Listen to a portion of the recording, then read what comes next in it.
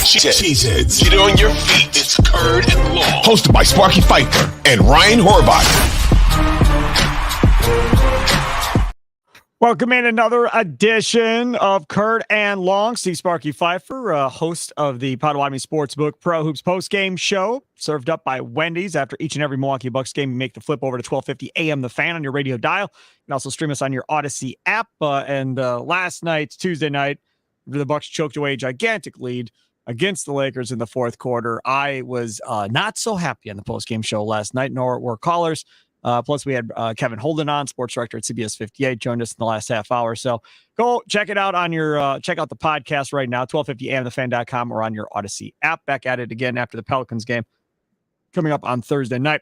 Ryan Horvat, BetMGM tonight. He was on the air while all of that was going on in that Bucks-Lakers game with Nick Gashu and Trista Crick over there on the BetQL radio network. If you have a BetQL station in your market, you can listen that way weeknights while the games are going on, or just stream it on your Odyssey app. Ryan, were you guys talking about the Bucks choking away a gigantic lead there in the fourth quarter of 19 points with about 8 minutes to go in the game? Yeah, I was super upset with your Bucks last night because I bet the Bucks as 8-point favorites. No LeBron. The Lakers had only played like 2 road games, man, I want to say, since like late February. They've been at home, and one of those road games was against the Clippers at the Crypto Center. So I thought it was a good spot for the Bucks. Looked like a great spot, but here's what I hate about the NBA. I always joke too. I always say you want to be down 20 at the half. The NBA, I think, is a terrible product right now. Like if you don't have like you guys see, I grew up a Bulls fan, so for me, like if I was all in, I like watching the Bucks still. I like watching the Thunder. The Thunder Pelicans game was great last night. I just don't trust this Bucks team, man, just because Doc Rivers. I honestly, if Mike Budenholzer was still the head coach of this team, and I know he didn't make the right adjustments, and he did allow Nico Mirotic to shoot them out of the Eastern Conference Finals before giving them that DNP CD in Game 6 when it was already too late. But, dude, you're telling me Bud's not a better option than anything that they've had? Adrian Griffin, Doc Rivers. We know how this ends. I don't think those two guys are that much different. They're both chokes in the playoffs. It is what it is. Both coaches will have great regular season records, and then when they get to the playoffs, both coaches get criticized for not making adjustments or making the wrong adjustment when their teams lose when they're a better seed. I think they're identical. Both coaches had talent overcome them in order to win a championship. Doc in Boston with Hall of Famers and Bud with the Giannis team that he had. Can either one of them ever win another one? Maybe, if their talent can overcome them. Let me say this. Let me ask this question really quick. And I love Giannis. We will get to the Packers, by the way. Lots to talk about the owners' meetings. The Packers mayor in Green Bay. The Green Bay mayor and the Packers are fighting. So lots to get to, but just a little Bucks. Just really quick, though, to quote Giannis, at the end of the day, like this season, they went out, they traded Drew Holiday, they brought in Damian Lillard, right? They kept Middleton and paid him. They got Giannis's effing brother on the team, right? At the end of the day, Phil Jackson was great, but if Doug Collins coached that team later on with Kukoc and Pippen when he was actually Pippen and Rodman, they would have won those last 3 championships too. You know what I'm saying? Like coaching matters. Coaching matters. Eric Spoelstra is proof that coaching matters. All I'm saying is if Giannis is the best player in the world and Damian Lillard is this guy that was always all he needed was a real team and another superstar with them other than CJ McCollum, right? Then they should win the championship. And I love the Bucks, man, but I'd pick Boston in 6. No, I think a lot of people would pick Boston right now. I don't think that's an outlandish take at all. I think a majority of the country would take Boston over Milwaukee at this point. The Milwaukee Bucks have to play like they did against the Thunder on Sunday every game in order to win that series against Boston. And are they capable of doing that? That's what we have to find out. And the swarming defense and so forth. I mean, last night, Giannis was so gassed by double overtime, he was walking up and down the floor.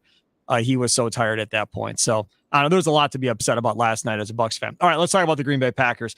Lots of good stuff coming out here. Matt Schneidman had a piece from The Athletic on some of the comments made about Jordan Love and Love's contract. And he points out in this article, let's say Love signs a deal worth $47.5 million per year. According to Over the Cap, that would put him 5th in the NFL in quarterback average annual salary behind the Bengals, Joe Burrow at $55 million. The Chargers, Justin Herbert at 52.5, Lamar Jackson 52, and the Eagles, Jalen Hurts at 51 million. The quarterbacks that would fall below Love's hypothetical number of 47.5 Kyler Murray at 46-1, Deshaun Watson at 46, Falcons Kirk Cousins, and Patrick Mahomes at 45.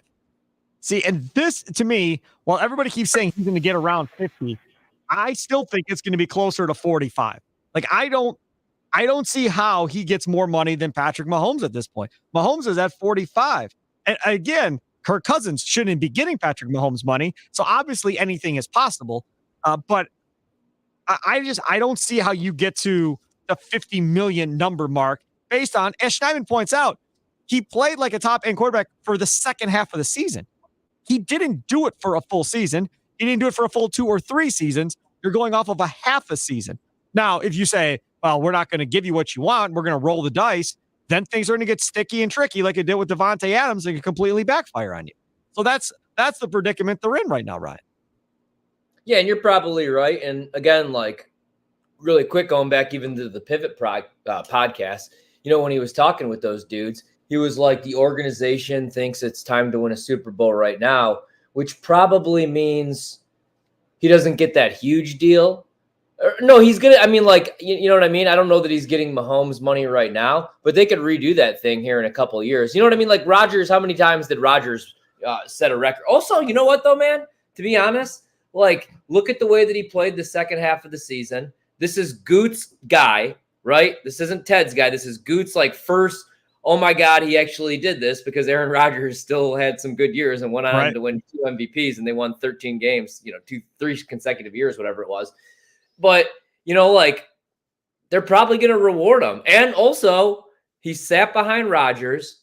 He didn't stir up any crap, never asked to be traded, just continued to get better, continued to learn the offense. I have no issue if he does get Mahomes money, to be honest with you. And that's me saying this. I also have no problem if they're like, hey, we're going to actually take care of you, but first let's win. Like, let's get you that Super Bowl that Aaron and Brett got. But to do that, maybe we got to chop off a couple extra million, because they're still like, we don't know if they're done yet, man. There's still some guys out there. I don't want any of these guys. I laugh at all these like NFL.com stories, and it's like top free agents, and like the headline page has Ezekiel Elliott. Like, imagine your team in the year 2024 signing the corpse of Ezekiel Elliott. Remember when we freaking picked up Sammy Watkins and people were excited and I was bashing my head into a wall? So I'm just saying, he might actually get, like, I wouldn't be shocked if they made Jordan Love the highest paid quarterback in the league. Would you? Yes, I would be. I'd be pissed. I'd be really mad. Really mad.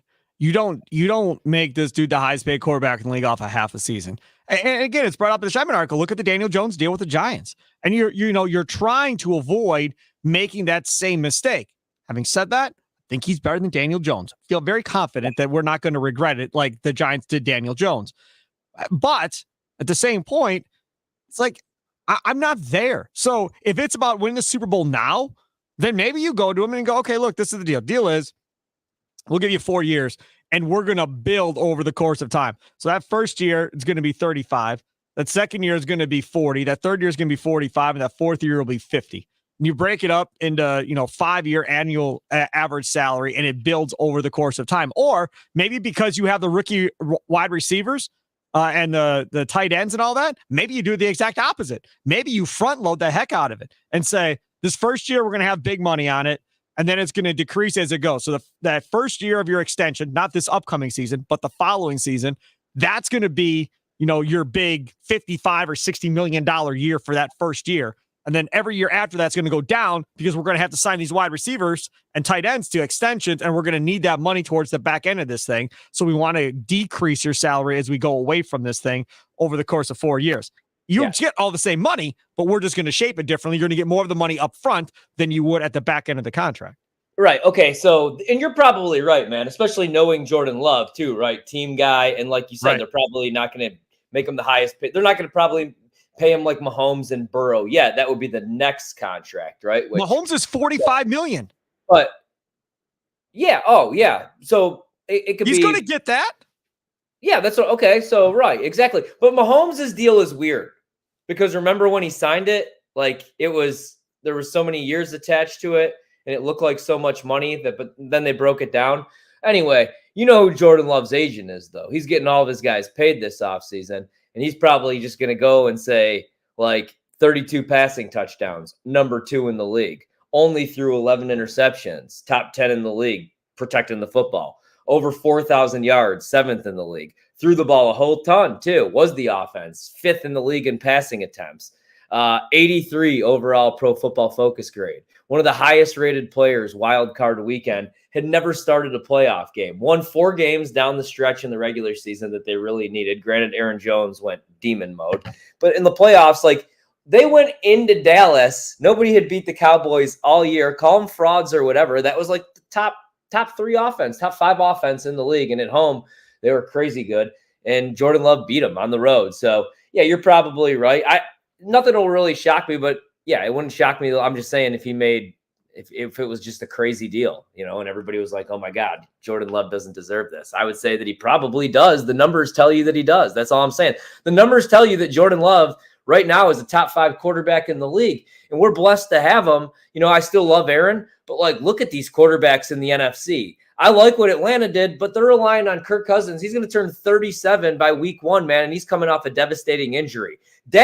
Dallas loves Dak so much that they won't even work out a deal. Like, this is a prove-it year. Dallas might be rebuilding next year, man. McCarthy, 1 more year. CeeDee Lamb, 1 more year. If I'm Green Bay, maybe I wait if I'm doing anything, like spending any money. Give me CeeDee Lamb next year. Anyway, but yeah. I didn't look at the Dak Prescott contract. I looked at Justin Herbert's deal, which is dumb numbers the next 2 years. I wonder if the Bears would consider trading for Dak Prescott, giving up 1 overall, and then signing Prescott to an extension. Pretty much saying, you know what? You can take Caleb Williams. You can take Jaden Daniels. You can take whoever you like. We're going to play for now and win now and put Prescott in that offense with DJ Moore, Keenan Allen, and go for it right away. Look, they're trying to figure out how to get a new stadium built and everything else. If you put Dak Prescott on the Bears, Ryan, if they made that deal, how good are the Bears in this division? How good are the Bears in the NFC if they get Dak Prescott? Hot take. They're going to be better with Caleb Williams. You know how I feel about Caleb Williams. I like him. I like the peak phone. I like that he was vibing out watching the ladies team. Check out Caleb Williams' girl on Instagram if you get a chance. All the haters, by the way. I love Caleb Williams, man. I like Caleb Williams. I like Jaden Daniels. I love Drake May. But J.J. McCarthy might end up being the number 2 overall pick. I know everybody doesn't want to believe it. Let me see if I have this right. You want all 4 of those guys over Dak Prescott right now? I would take Caleb over Dak Prescott right now. Oh, no. Yeah, man. I mean, if I'm the Bears, I can get Dak Prescott, give him a 3 or 4 year extension. My quarterback situation is finally solved forever.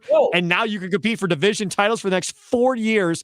Guaranteed you're in it every year. You're in it with the Lions and the Packers. You're right back in the middle of it. Otherwise, it's a roll the dice and let's see and hope and pray to God we can develop a quarterback for the first time in the organization's history. For the very first time, you finally would be able to develop a quarterback or get a proven guy like you did in Cutler and get yourself back in the thick of this thing. To me, and again, I know what Prescott's number is versus the Bears salary cap and all that other stuff, but if it's me, I trade 1 overall and I can get a guy that I know has won and taking a team to the playoffs to go with 2 veteran wide receivers and Allen and DJ Moore.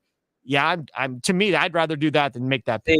See, Spark, this is why we're not. You could run the Bucks. We'll let you run the Bucks, but we're not letting you run our Packers because let me tell you this: if you have the number 1 overall, this is the Bears. I'm not talking about the Packers. Right. Okay, but yeah, well, okay, you're not running the Bears definitely because listen to this though: they have the number 1 overall pick. They have a ton of cap space. They have a top 10 defense right now. The offensive line was much improved the second half of the season. Like you said, they have Keenan Allen. They have DJ Moore. They have Cole Kmet, who I think is going to have a monster year. They could have better backs, in my opinion. They signed Swift as a running back. We'll see what he is in that offense. But here's why I ask you why you would go out and get Dak Prescott, especially at his age, because then you have to pay Dak Prescott, right? Here goes all your cap space. Whoosh. There goes the ceiling of Caleb Williams. Maybe he's Mahomes. This is the same organization that passed on Deshaun Watson and Pat Mahomes. Greatest quarterback in NFL history, Pat Mahomes, for Mitchell Trubisky. You have to go with the ceiling of Caleb Williams, man, because, like, for context, really quick, Dak Prescott, playoff stats, 91 QB rating, 14 touchdowns, 7 picks and only 1,962 yards in 7 games in the playoffs. Oh, and he loses to Green Bay all the time. Doesn't matter if it's Rodgers. Doesn't matter if it's Jordan Love. For context, Aaron Rodgers, you guys tell me he's a playoff choke artist. Passer rating of 100, 5,894 yards, 45 touchdowns, 13 picks only. Jordan Love, he's only been to the playoffs once. What's his passer rating? 108.6. 466 yards, 5 tutties, and 2 picks. That's only 2 games. I get it. Smaller sample size. Dak's never proved anything, man, except for that and I stuck up for Dak. I bet Cowboys futures. I defended Dak. At the end of the day, man, the film is the film. The tape is the tape. The evidence is the evidence. He's a choke artist. If he wasn't a choke artist, and you can say what you want, I know the defense gave up a bunch to Green Bay, but at the end of the day, dude, Dak got outplayed. He threw a bunch of brutal picks. Dak got outplayed by Jordan Love. So all I'm saying is, yeah, give me Caleb Williams over Dak, and I think the Bears would be better with Caleb. I don't know if he's, Jaden and Drake May and all those guys are going to be better. I don't even know that I like J.J. McCarthy. All I'm saying is I don't think it's crazy that he goes number 2 or 3 overall, because maybe if you're the Commanders and you have that number 2 pick, you see how desperate right now Minnesota is for J.J. McCarthy. They have 2 first-round picks now. You say, okay, we want them both. And maybe then you move to 11 and you believe, Drake May drops to you right there. Or maybe I don't know. I don't think Penix is going that early. But maybe a team does that. Or maybe they're like, hey, we're not good enough to win right now. We'll take Marvin Harrison or Malik Neighbors or Joe Alt and build our team, and roll with Marcus Mariota for a year, which that would suck. But who knows, man? The draft is going to get crazy. But yeah, Caleb Williams over Dak all day long. I think Dak is kind of proven he's a notorious choke artist. Unlike our guy, Jordan Love. My quarterback, baby. Yeah, your quarterback. Yeah. Okay, so some more comments from Goody here on Jordan Love. Again, there's no guarantees about anything going forward, but we know how he's going to respond and how he's going to react and how he's going to work, instead of signing a player that has not been in your building and guaranteeing all that to him. Certainly, I think 4 years with him, I think, gives us a lot of comfort in what he's all about and how his teammates look at him and the organization looks at him. Certainly, that gives me a lot more peace than in a different situation when talking about giving Jordan Love all that money.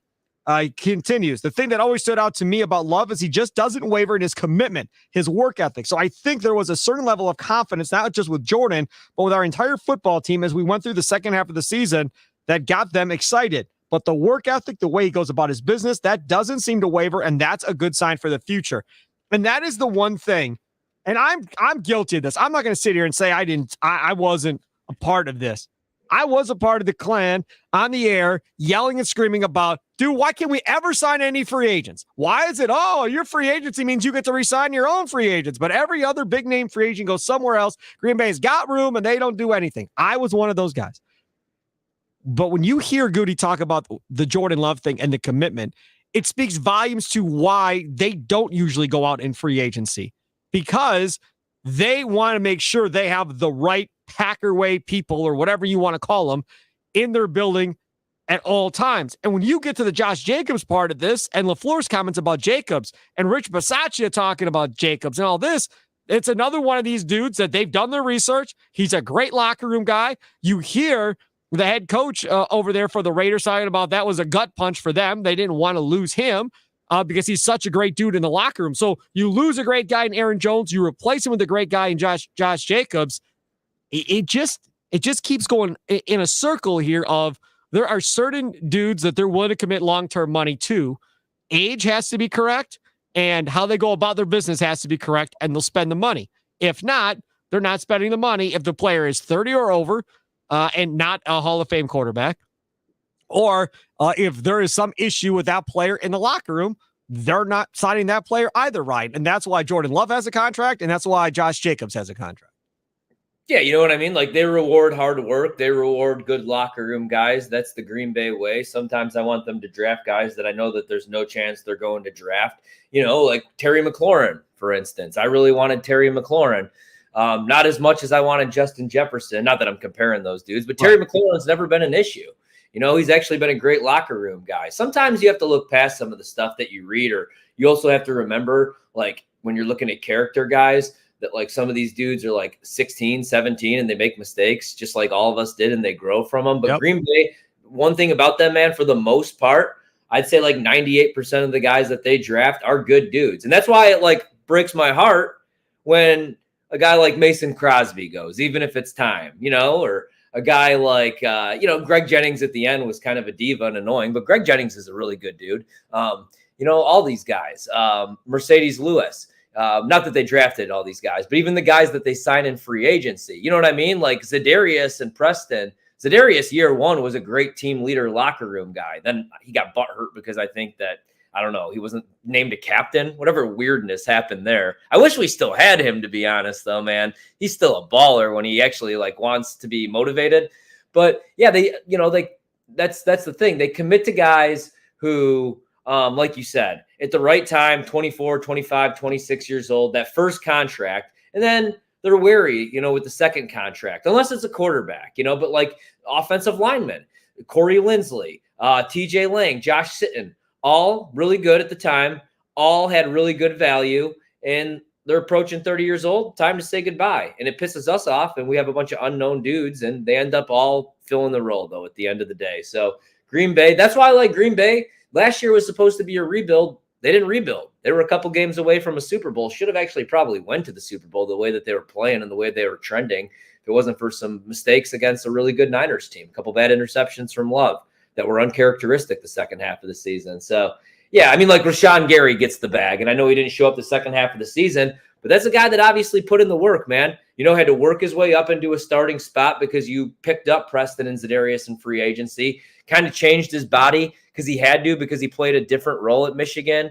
You know what I mean? Yep. They were playing him at nose at times at Michigan. So, yeah, man, I think they do make the right decisions. I rag on Goot, but at the end of the day, you don't win in the NFL in free agency. You don't win by going out and signing the sexy dudes like Odell Beckham Jr., you know what I mean, and Saquon Barkley at the end of the day. You really don't. You win by drafting dudes. Like, that's why I wasn't jumping up in the air for Josh Jacobs. I hope he balls out, and he probably does if he stays healthy because he has an actual offensive line. But at that position, I'd rather just go cheap. Like, give me Jonathan Brooks and give me my man from Notre Dame that's going to be running all over people this year as well. All right, so the one issue that I think I had with this whole Aaron Jones, Josh Jacobs thing was the leader. He was the guy. He's picking up receivers' heads, walking off the field after they make a mistake or whatever, and tell them to keep their head up. That type of stuff. What he brought to the locker room. Not Gutekunst, but LaFleur talked about this, about losing Aaron Jones. Naturally, somebody's going to have to step up. I talked to Jordan about this a little bit. He's got a year under his belt as a starter. Now I expect more out of him. I think we all do. I think he expects it out of himself, which is great. So guys like him are going to have to shoulder some of that leadership moving forward. And then you go ahead and you read the quotes on from Goody and LaFleur on Josh Jacobs about how great of a guy he is and so forth. That's a big deal. LaFleur said of Packers special teams coordinator Rich Bisaccia, I think Rich definitely spoke highly of Jacobs. I think anytime that you have a coach on a staff that's been on another team with a player like that, you're always interested in hearing what they have to say about him. He raved about the person, the player, the worker. I think Goody felt comfortable making this move because A, it's a younger player, but B, because he feels like he has a similar type of leader in Jacobs that he's losing in Jones, and that when Jacobs walks into the locker room, eventually he can have a similar type impact that Aaron Jones had. And I think if there was any other scenario in which he didn't think he would get that to replace Jones, I think he probably would have paid Jones and kept Jones for another year till he could find out another answer. Yeah, like if you're going to replace a guy like that in the locker room, because that's probably going to upset some people. I don't know, like it's a pretty young team. They just kind of met Aaron Jones, to be honest. I mean, he is a good locker room guy. You have to bring in another leader. And it helps, though, like you said, if you have somebody on the coaching staff or people that know his character, that have been around the guy, because that is important, especially when I know it's not, you're not in Green Bay for a full year, but when you're there for a couple months, you don't want to be around a bunch of dudes that you don't like, and you need leadership in that locker room, because at the end of the day, that's the only thing that scares me about Green Bay getting all this hype. Vegas released their win totals yesterday, 10.5. I was actually surprised. The same number, same number as the Detroit Lions. Yeah, 10.5, man. Green Bay's only 2-1 to win the division. Like, they're getting some hype, even with the Lions bringing back Ben Johnson. So you had to replace them with a dude that's proven, and not only on the field, but in the locker room, not to sound corny. So we'll see. That's we'll find out, though, because replacing Aaron Jones, I don't think it's going to be as easy as they thought. And hot take, I know Aaron Jones isn't always healthy, and I know he's had the fumbleooskies in the big games, but I think he's still a better back than Josh Jacobs. Sue me. Kill me. They didn't use him the right way the last 4 years. I don't think it's a bad take. I think from a talent perspective, I think I'd rather have Jones from a talent perspective than Josh Jacobs for sure. But I mean, I get why they made the move. All right, take a quick time out. Come back. Other side, we'll talk about the Packers actually signing a veteran kicker. Who would have thunk it? Finally. We'll talk about that up next here. Kurt and Long, downloaded on your Odyssey app, or we download your favorite podcast app. Check us out on the Odyssey Sports YouTube page. Back after this. Hey, it's Sparky Fifer, 1250 AM The Fan. Beautiful Milwaukee, Wisconsin. The sun is out. The birds are chirping. Oh, springtime is here. Ryan Horvat is here. Follow him on Twitter at Ryan Horvat. BetMGM tonight, weeknights. Watch the game to give you some in-game betting advice. Him, Nick Gashu, and Trista Crick. I'll also give you some West Coast advice, brackets, tournaments, all that fun stuff. No better place to be than that show, giving you advice on the different games. So, again, make sure to follow Ryan on Twitter at Ryan Horvat. Packers actually go out and get a kicker. How about it? Greg Joseph from the Minnesota Vikings. He too can play this game. You sign Aaron Jones, we sign your kicker, Greg Joseph. Don't think it's really a fair trade, but either way, we have one of yours too. Greg Joseph last year, 24 of 30 from in field goal attempts. He made everything he tried inside of 40 yards. Didn't miss a single kick inside of 40. 40 to 49 yards, 3 of 6. 50 or more yards, 4 of 7. The longest kick he made all year last year was 54. He missed 2 extra points, 36 of 38. That I consider an upgrade over Anders Carlson. Now, Carlson will have all offseason to try and get better and be more consistent. I think this is going to be, I hope, an open competition come training camp, that Joseph's going to be given a fair shot and Bisaccia is not going to be involved lobbying for Carlson every time he does something. Hopefully it'll be an open competition. Hopefully Goody's going to have a say in what the heck happens with who makes this team at that kicker position. It's not going to be Bisaccia's call. So I'm fine with this. Now, the only thing I am a little bit concerned about is we're talking about, Greg Joseph is those numbers are in a dome last year. Last 3 years, he's been in a dome. But before that, in Tennessee and in Cleveland, and we all know Cleveland can be as crappy as Green Bay can be from time to time. But kicking in Lambeau with wind and snow and all that is not an easy deal, and something that Greg Joseph would obviously have to get used to here over the course of time in Green Bay. Yeah, I mean, I'm glad that there's some competition because I don't think Carlson's that guy, as we saw last year. Don't trust him whatsoever. I mean, we don't need Sebastian Janikowski, a dude that's going to come in there and be able to boot like 65-yard field goals. But like you said, we need somebody that we could trust, especially inside 50 yards, man. You know what I mean? Like after that, sure. At Lambeau Field, maybe it gets done. I would prefer a guy that could hit from like 55 out. I'm not going to lie, man. And Greg Joseph, he is what he is. Like you said, man, 24 for 30, which, if you're into that sort of thing and you actually look at kickers on Pro Football Focus, he's the 24th rated kicker. So not great, Bob. Where was Carlson? The year before that. Oh, God, I'd have to look at that real quick, but that's a great question. But Greg Joseph has been consistently the same dude. You know what I mean? So it wasn't like it was a down year. So Carlson, 27 for 33, 19th actually. Jesus, though. He missed 5 extra points. Yep. Yeah. I mean, I don't know. We'll find out. It's going to be a competition. We'll see who wins it. I mean, we'll go from there.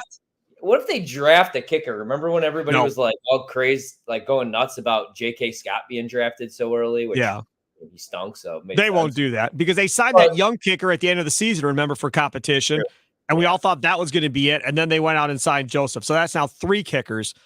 If, all 3 are still on this team come training camp, they'll have to compete against one another.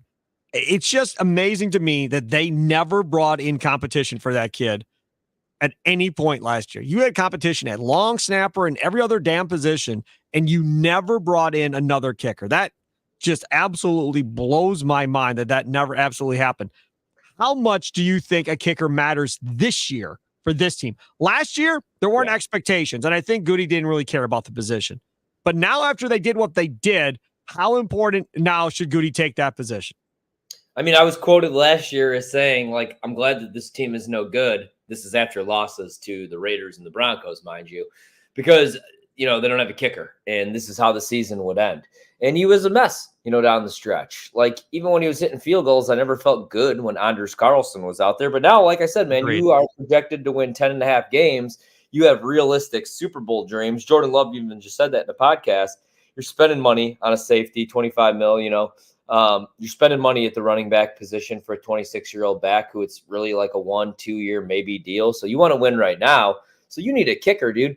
The one thing I'll say about like if somebody has to handle kickoff duties, especially with the new kickoff rule, Greg Joseph only allowed 39% of the kicks to be allowed to be returned. Carlson, it was like 48%, man. So, you know what I mean? Like we don't need dudes just like squibbing it in the middle, because now teams are going to get real creative on these returns. Like if you watch the XFL, which I know we just talked about this on the last pod, you might see those reverses and crazy stuff. So we'll find out. Because do you think whoever wins the job is going to also handle kickoff duties? Or they better not carry. If that, I swear to God, if they figure out a way to keep Carlson to be the kickoff guy and have Joseph kick field goals, and then when it's over 50, okay, Anders, your turn, go back out there, and they waste a roster spot to keep Carlson to develop him for another year, I would not put it past him, Ryan. Would you? I wouldn't put it past him to keep two kickers. No. I wouldn't put it past them. They carried two kickers. I think, honestly, but this is something that I've been like pounding my fist for forever. I think you should have two kickers, dude. I think the NFL, man, like, let's be honest here. All right, I think players deserve guaranteed money. I'm not going to get into that whole spiel, but if baseball players get guaranteed money, I think NFL players should as well. They're modern day gladiators. Yep. The league's pumping in so much money. I also think last year in the playoffs, this proved this. I think that you should have like a dude that just travels with the team, that if he's got to throw on shoulder pads and a helmet, he does so. Like, and he could play the quarterback position. You should have an emergency quarterback. I know like teams smartened up and they carried an extra one, but like you should be able to carry an extra kicker and a quarterback, because there's nothing worse, especially as a sports bettor or as a fan of a team. If your kicker gets hurt, man, especially in the playoffs, and you can't kick extra points, that changes the way that you have to call a game. You're big screwed. And then if you're San Francisco and you don't have a quarterback that could throw a forward pass, you're going to get smoked by a team like the Eagles, who had no business being in the Super Bowl. So I feel like you should have emergency players, but you should not have that count as a roster spot. So if they carry two kickers, then I'm going back to Bash and Goot. Deal? Yeah, that's fine. I don't want two kickers. I could see Bisaccia, though, weaseling his way into this thing and being like, hey, man, I think Carlson could be a really good kicker in 2 or 3 years here. If we keep him, Joseph can work with him. I can work with them. And, 1 year of Greg Joseph, and then we can go back to Carlson again as the kicker. I could totally see that being the way that this whole thing plays out at the end of the day. All right, take a quick time out. One more segment to go, and it's an important segment because I was thrown for a loop yesterday when I saw Mark Murphy talking about negotiations being broke off between the city of Green Bay and the Packers over a new lease. What? What? Are you kidding me? What in the heck is going on in Green Bay, Wisconsin? We'll talk about that next here on Curd and Long.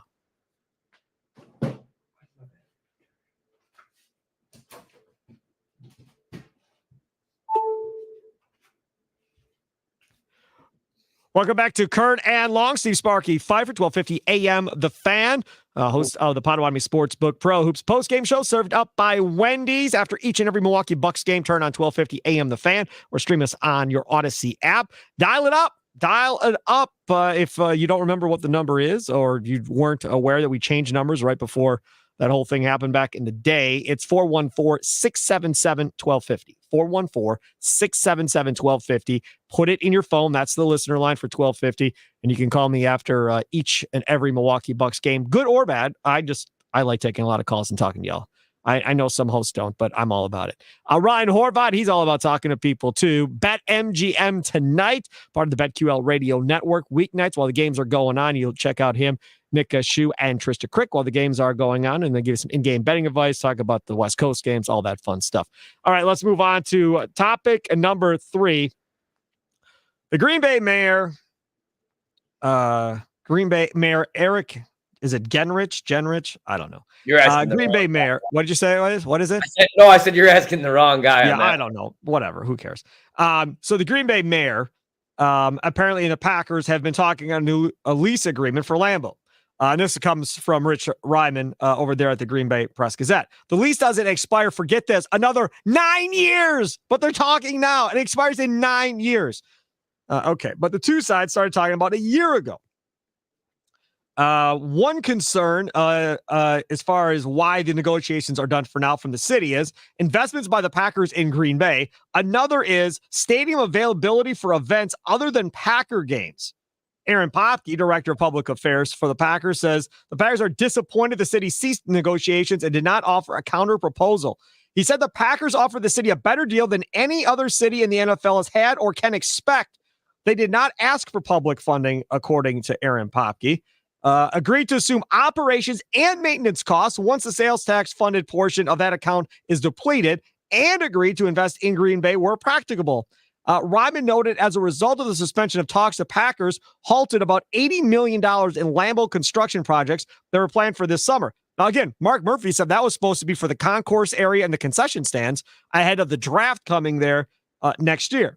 The lease expires in August of 2033, but the team has 5 two-year options to renew the deal, which means the lease could go until 2043.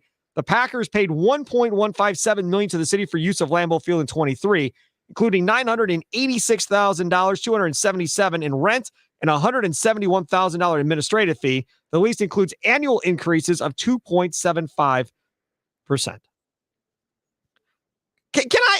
I just want to say this because Murphy goes on when Murphy talks and says, let's see here, where is it? We're going to work things out, but I guess I'd say that for us, the keys are we're investing a lot of money in the stadium. We're not asking for any public money. I think going forward, we're willing to put in, and this is out to 2030 or 2040, we're willing to put in $1.5 billion into the stadium. We've already put over $600 million of our own money into the stadium, but given the fact that they've walked away, we were going to forward with the $80 million in improvements to the stadium, mostly in the concourse and the concession areas, that given the status of negotiations, we're going to halt those investments. That's going to affect our fans and also affect us for the draft. Hopefully we can get together and negotiate an extension. Listen up, Mayor Eric, buddy pal. Tell him. What are you trying to accomplish? Are you trying to get yourself voted out of office? Because you're on the way to getting this done.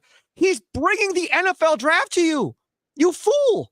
Like, do you know how much money is going to be infused in your city because of the Green Bay Packers?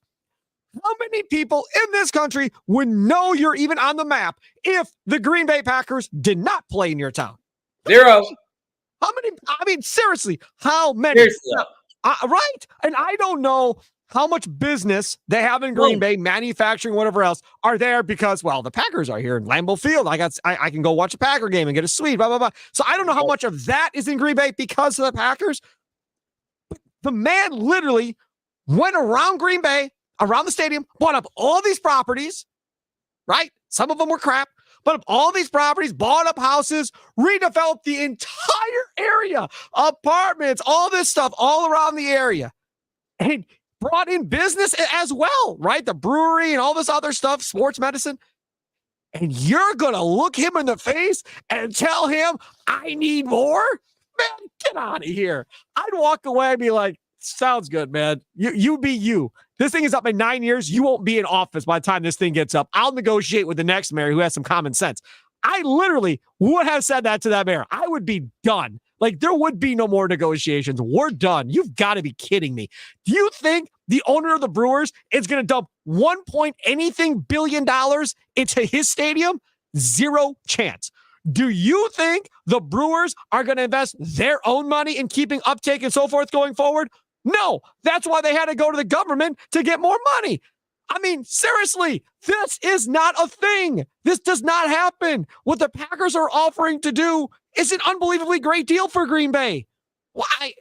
I am just absolutely blown away. God bless America that I don't have a sports talk show in Green Bay, because I would be on that dude every single day until this thing gets fixed. Crazy. Yeah, I know. He's just got to play ball, man. The Packers, like you said, I mean, every business, I mean, everything, man. I mean, if you're going to the grocery store, you're probably leaving with Packers apparel. Like, let's be honest. Like, it's what I love about going to games. You know, I leave with a bunch of stuff that I don't really need. The pro shop, every restaurant, every bar, like pumping in cash, whether it's a home game, whether it's a away game. It's pretty much every fan's destination or bucket list stadium. So, like you said, who even knows where Green Bay is on that map? Legitimately, man. Like, they're Sheboygan if it isn't for the Green Bay Packers, right? Which we only know Sheboygan because shout out Sam Decker. I'm just kidding. I like Sheboygan, but you get what I'm saying. It's like where my uncle coached forever, Ripon. It's like, that's what Green Bay would be.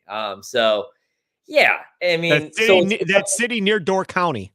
They're going to get something figured out, I would assume, here in the next 9 years, right? And they're going to, because that dude's going to be out of office. Out of town, yeah. Yeah, he'll be out of office, and Mark will negotiate, hopefully, with a mayor that's got more brains than this dude. I swear to you, I want to have a conversation with this guy, like at a bar. Give him something to drink, his favorite beverage of choice. I want you to explain to me, like I'm 5, what are you trying to do? Because most of the time, when you're in political office, you're doing stuff that's right for the city, obviously, but you also in the back of your head are thinking, I also want to be reelected. I don't want to lose my job over this by doing something stupid. I can't imagine this guy's got support in the city of Green Bay. And if he does have support in the city of Green Bay for this nonsense, shame on each and every one of you for supporting this crap. Shame on each and every one of you. How stupid. I doubt many people are going to support this dude over the Green Bay Packers. Nothing would surprise me. I live in Oak Creek, Wisconsin. Oak Creek, Wisconsin is blowing up. I mean, with businesses, apartments, condos, lakefront development going on, like it's blowing up. There's one person running for a political position that wants to stop it all. She wants Oak Creek to go back to the way it was 40 years ago. She wants nothing to do with this Oak Creek. I'm telling you, don't put it past anybody that this dude doesn't have some support of what he's trying to get done up there in Green Bay. Again, you need to do more for us. Screw you. They've done way more than any other business in that community has done in the entire time you've probably been alive, Eric. Get out of here. Oh my goodness.